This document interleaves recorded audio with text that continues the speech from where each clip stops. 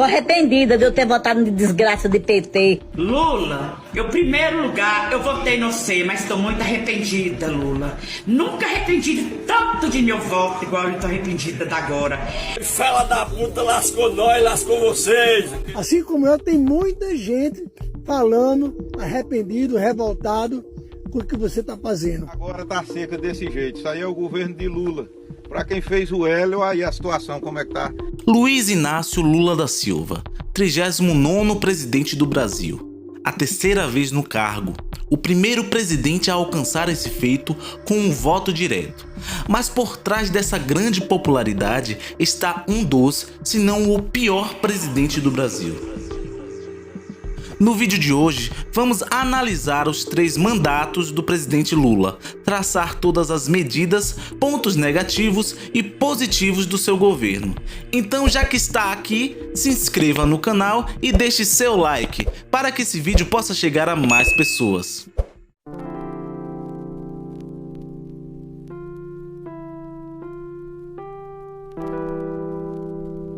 Luiz Inácio Lula da Silva nasceu em 27 de outubro de 1945 na cidade de Garanhuns, no interior de Pernambuco. Vindo de uma família humilde, começou a trabalhar desde cedo em um armazém e durante o período ditatorial começou sua carreira como sindicalista e líder do movimento dos trabalhadores metalúrgicos. Em 19 de abril de 1980, o então presidente do Sindicato dos Metalúrgicos de São Bernardo do Campo e Diadema, na Grande São Paulo, foi preso pela primeira vez, enquadrado na Lei de Segurança Nacional, por promover greve e incitar publicamente a subversão da ordem político-social. Só um parêntese para minha opinião aqui. Eu acho que essa primeira prisão do Lula foi sim injusta, devido a ela ocorrer no período da ditadura militar. Sabemos que foi uma época de opressão e perseguição, principalmente com quem era contra o regime. E eu, particularmente, se vivesse naquela época, eu com certeza seria preso junto com o Lula, pois eu seria contra o regime militar.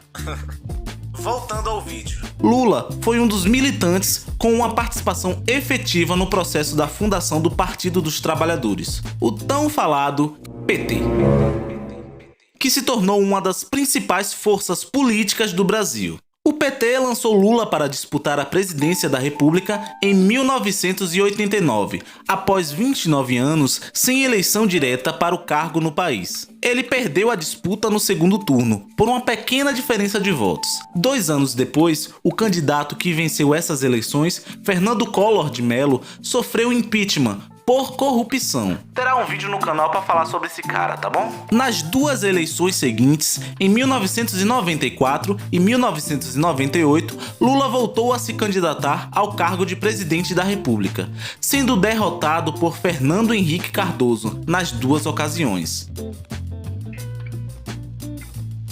Em 27 de outubro de 2002, Lula foi eleito pela primeira vez presidente da República, com cerca de 53 milhões de votos. Segundo o Acervo Nacional, o primeiro mandato do presidente Lula foi marcado positivamente por uma política de valorização do salário mínimo, geração recorde de empregos e programas de distribuição de renda, como por exemplo o Bolsa Família. O PIB do nosso país teve um crescimento médio anual de 4% nos 2 mandatos. O índice é quase o dobro do registrado no período de 1981 a 2002, que no caso era de 2,1%. Assim, o Brasil passou de 12º para 8º lugar no ranking das maiores economias do mundo.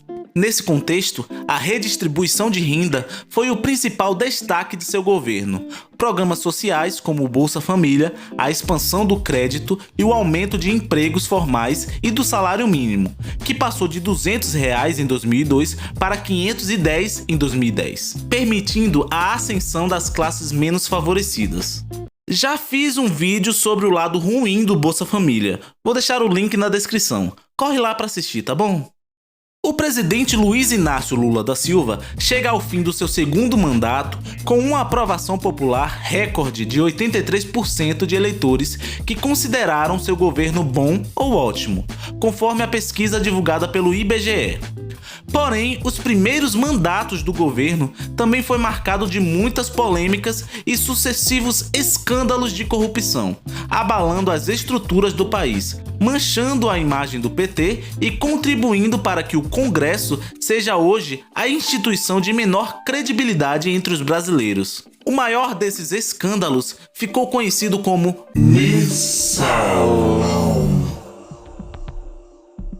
O Mensalão foi um escândalo de corrupção revelado em 2005, que consistiu em um esquema de pagamentos mensais a parlamentares para garantir apoio político ao governo federal, envolvendo figuras importantes do PT e aliados. Esse caso ocorreu no contexto dos primeiros anos de governo Lula, em que o PT enfrentava dificuldades em consolidar uma base parlamentar. Encabeçado por Marcos Valério, o esquema desviava recursos públicos para pagamentos a deputados em troca de votos em projetos de interesse governamental. Entre os envolvidos estavam José Disseu e Delúbio Soares, além do próprio Valério.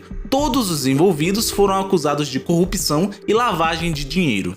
Segundo as investigações conduzidas pela Polícia Federal e pelo Ministério Público, o esquema tinha como epicentro a cúpula do PT, incluindo ministros e líderes de diversos partidos.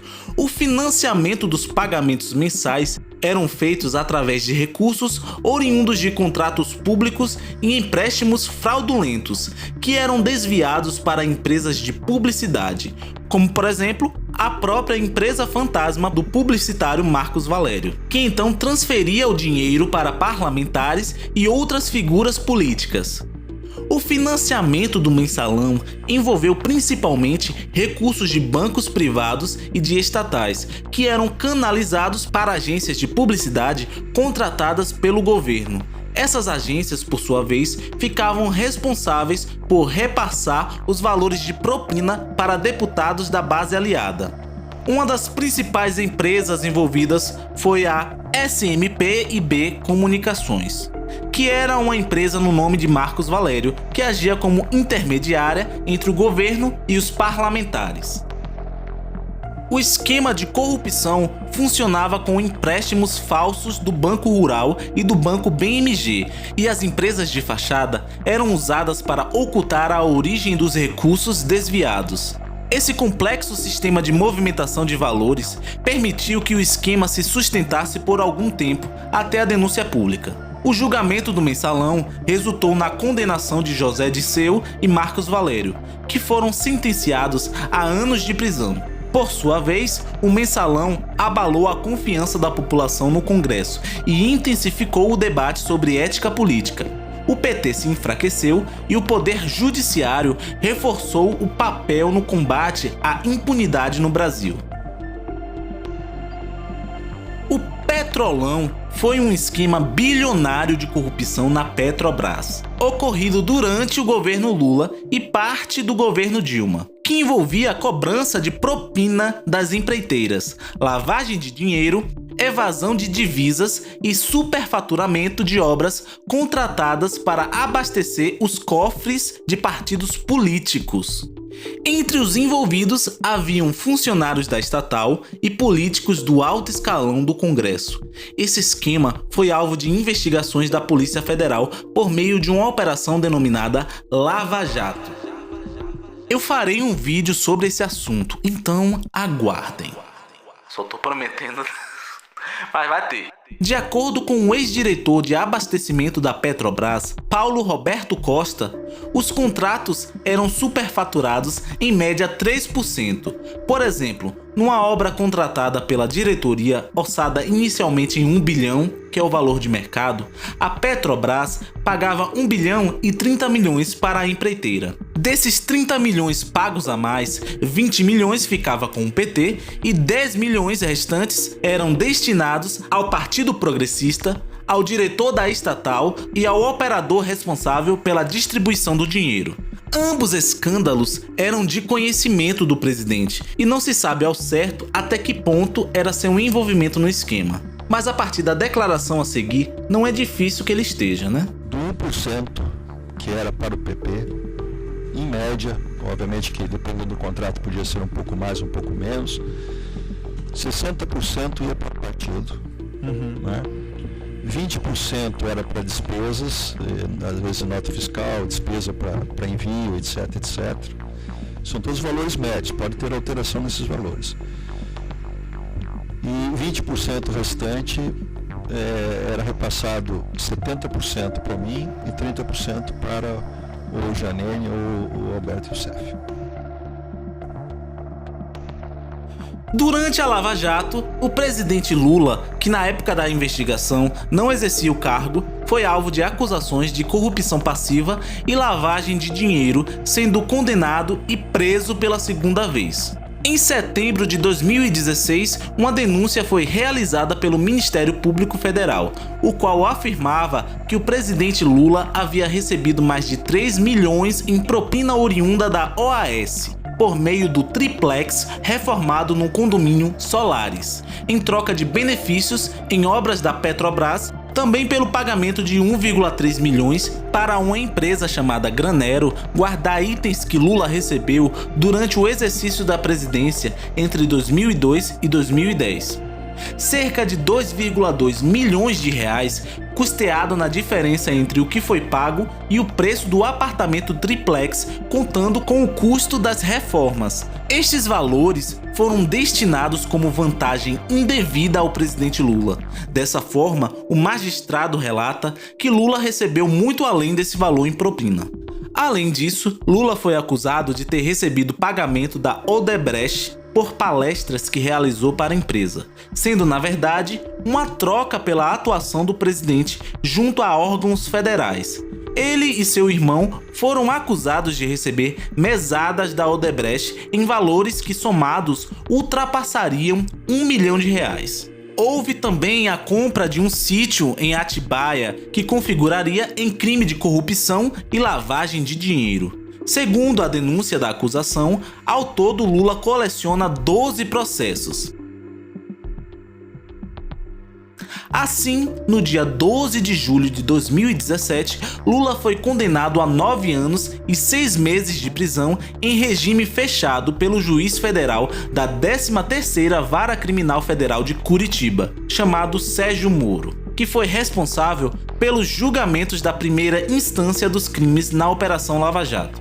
Segundo Sérgio Moro, Lula foi beneficiado materialmente por débitos da conta geral de propinas, com a atribuição a ele e a sua esposa, sem o pagamento do preço correspondente a de um apartamento triplex e com a realização de custosas reformas no apartamento às expensas do grupo OAS. A sentença de Moro, que foi a primeira contra o petista no âmbito da Lava Jato, permitia que o Lula recorresse à liberdade das penas pelos crimes de corrupção passiva e lavagem de dinheiro. Lula então só começaria a cumprir pena se a segunda instância aprovasse a decisão. Quando a sua sentença foi retificada na segunda instância, a pena foi aumentada para 12 anos e 1 mês.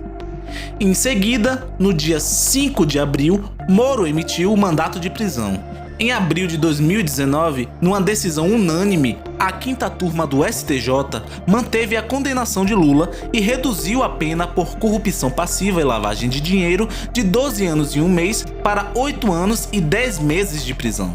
Entre as provas materiais listadas estão alguns documentos apreendidos na casa de Lula sobre o triplex, na sede corporativa da Bancup e na OAS, notas fiscais contendo itens da reforma do imóvel, extensivas reformas do apartamento, mensagens de celular entre membros da OAS, depoimentos dos envolvidos, contradições de Lula em interrogatórios, entre outras evidências. Dentre as acusações, Lula foi condenado nos processos do triplex, no processo das reformas do imóvel, absolvido no custeio da guarda do acervo, porém foi condenado a pagar a multa equivalente a R$ 670 mil. Por fim, ele chegou a ficar preso por 1 ano e 7 meses. Mas por que ele foi solto? se há provas verídicas de seu crime de corrupção. Então ele é inocente? Bom, ele não é inocente. Ele não foi inocentado. Acontece que o Supremo Tribunal Federal decretou que todas as condenações impostas ao presidente Lula no âmbito da Operação Lava Jato fossem anuladas. Dessa forma, o petista se tornou elegível e acabou ganhando as eleições de 2022. Edson Fachin, o ministro do STF na época, declarou que a 13ª Vara Criminal responsável pelas condenações do presidente Lula não tinham competência para julgar os processos do triplex do Guarujá e do sítio em Atibaia, no interior paulista, além das 2 ações contra o Instituto Lula. De acordo com o ex-ministro, esses processos não tratam de desvios da Petrobras, no qual era o objetivo inicial da Operação Lava Jato. Dessa forma, o julgamento desses processos ficaram sob responsabilidade da Justiça Federal do Distrito Federal. Lula foi acusado de outros inúmeros crimes, porém todos esses processos foram arquivados pelo TRF, o que não significa que ele seja inocente. Em 2022, Lula foi eleito o presidente do Brasil com inúmeras promessas de mudança. Tomou as rédeas após o mandato desastroso de Jair Bolsonaro. Porém, seu atual governo está sendo muito criticado, batendo recordes negativos e ganhando uma desaprovação de 48% da população. Abrindo mais um parêntese aqui no meio do vídeo, acabei de ver que esse número já foi atualizado para 50%. O dólar bateu uma sequência de recordes esse ano, ultrapassando a marca de R$ 6,30 na penúltima semana do ano de 2024.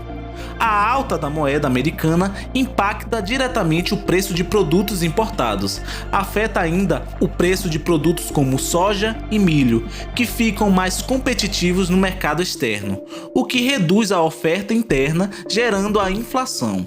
As contas das estatais federais devem fechar o ano com o maior rombo em 15 anos. De janeiro a agosto, o prejuízo chegou a 3,3 bilhões de reais. A lista inclui várias empresas, porém, os Correios chegou a dar lucro no ano de 2023. O aumento no preço dos alimentos é um dos principais fatores que se destacaram nos últimos dias. Em 2024, a inflação dos alimentos alcançou a marca de 7,69%, enquanto a inflação oficial medida pelo IBGE fechou em 4,83%. A cesta básica teve um aumento considerável nas capitais, chegando a custar 40% do salário mínimo, o que na prática dói no bolso. É só olhar o valor do café, do ovo, do gás, da carne. Não sou eu que estou dizendo. Vocês mesmos podem comprovar isso indo ao mercado. Ele também sancionou a taxação de compras internacionais de até $50, fazendo com que muitos de seus eleitores deixassem de apoiá-lo.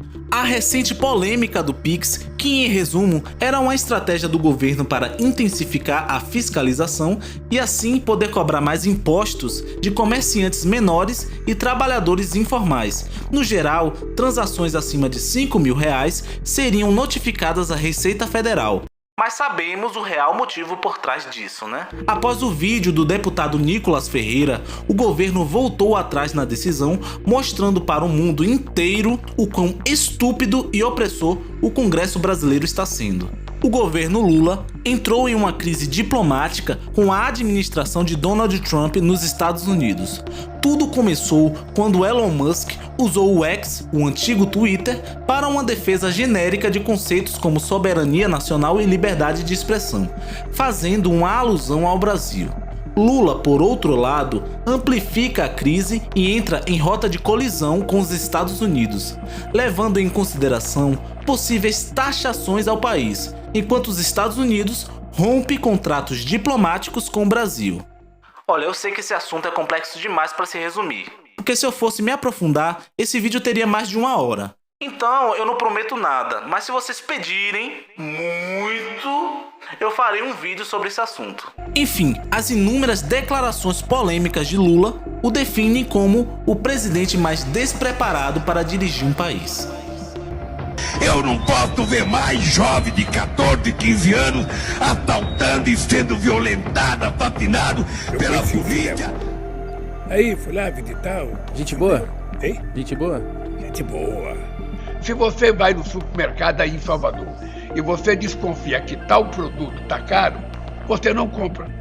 Levando em consideração o aumento da taxa de desaprovação do governo atual, a baixa presença de aspectos positivos em sua gestão, fora seu histórico problemático, envolvimento com esquemas de corrupção, sem contar o fato de que os candidatos que forem condenados em decisão transitada em julgado ou proferida por órgão judicial colegiado, desde a condenação até o transcurso do prazo de 8 anos, após o cumprimento da pena, é terminantemente inelegível, segundo o próprio TRE. Esses são alguns dos fatores que tornam Luiz Inácio Lula da Silva como um dos piores presidentes que esse país já teve. Enfim, se você chegou até aqui, considere se inscrever no canal, deixe seu like e até a próxima.